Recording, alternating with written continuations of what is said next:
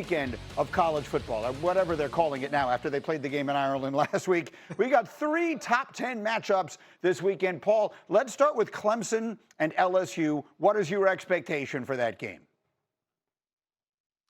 I like Clemson to win this game, and it has to do with the offensive line of LSU. I'm a little concerned that Clemson's elite defensive front is going to get in there and create havoc for Nussmeier. And if that happens, Greeny, I hate to go this way because he's on our show every week, including yesterday, but life is going to become very miserable quickly for Brian Kelly. Even though I don't think his job is in jeopardy, he's done a very good job building this program back, and this is by far his best team. The fans down there are going to go crazy with a loss, another opening loss, which would be every year Brian Kelly has been there. What is your sense of that, Heather, of the pressure that's on Kelly to finally win an opener, especially one of this magnitude with Clemson? Well, the pressure is enormous, but he put it on himself because he said repeatedly this offseason that his team is capable of competing for a national title. He's talked about the defense finally being able to compete at an elite level, and his expectations are the ones that are out there. So if he loses this game, he loses in the court of public opinion for sure. But like Paul said, there are many of opportunities down the stretch for LSU to compensate for it in terms of the college football playoff race. That's a monster game that's coming up on Saturday night. Paul, let's go to Notre Dame and Miami. That's a Sunday game. What is your expectation, particularly for these Irish who, of course, last year played for all the marbles? I think they're going to keep doing what they did last year. Remember, they lost that early season game to Northern Illinois, and then they bounced back and went all the way to the championship. And I think they have a chance to get close again. I'm so impressed with Marcus Freeman. I think he's one of the top coaches in the country. Miami is good. I'm just a little fuzzy on Carson Beck and exactly what he's going to look like down there. What do you expect, Heather? That's both really fascinating teams as the season gets started. Well, I talked to Marcus Freeman recently about Notre Dame, and this team can actually be better than the one that played for the national title last year. I think some of the questions are the youth at the number 2 spots. But here's the reality. Remember, this is a straight seeding system. So if Notre Dame is ranked in the top 4 on selection day, it gets one of those top 4 seeds in a first round bye. Miami can win the ACC. This could be a road win against the ACC champs. And if Notre Dame wins this game, they have the best chance of any team in the country to win out. So this one's huge. All right, Heather always knows exactly what's at stake in these games. Again, that one is for Sunday. Let's go all the way back now to the beginning and maybe the best of them all. Texas and Ohio. 2 new coordinators. Yes, they both have new quarterbacks, but Arch Manning has a lot more experience than Julian Sand. Remember, he came over from Alabama after Saban retired. What do you think, Heather?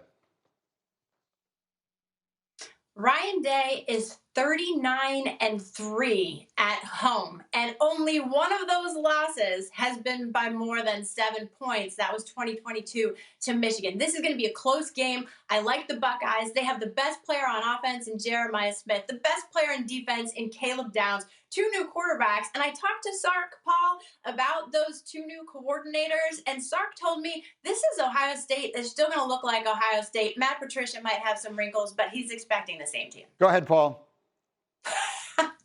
Well, I mean, Heather just couldn't let a normal conversation go without a jab. But Greeny, that's great. I'm really going to trust what Sark says about his opposition. Heather, come on, don't be so gullible. Okay, so let's put that one aside for a minute because let's go to the real star of that game, right? So we got Ryan Day on one side, we got Sarkisian on the other, but all eyes will be on the quarterback for the Longhorns. That's Arch Manning, and this long-awaited. This guy has been a star for what feels like half a decade.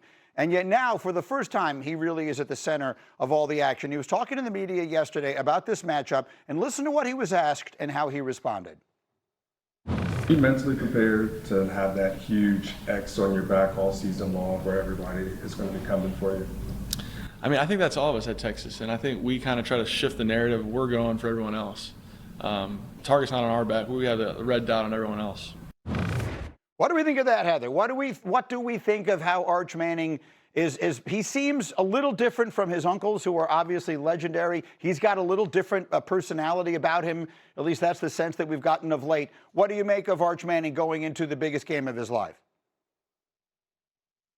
Well, I think he does need to be confident about it. I mean, when you look back at what he said in July at SEC Media Days, he said he doesn't deserve this hype. He hasn't done anything yet. So I think there's a good balance of confidence there, but also realizing he still does have something to prove. I asked Sark what fair expectations are for him in this game, and he told me, don't be superhuman, just go out there and do what you do.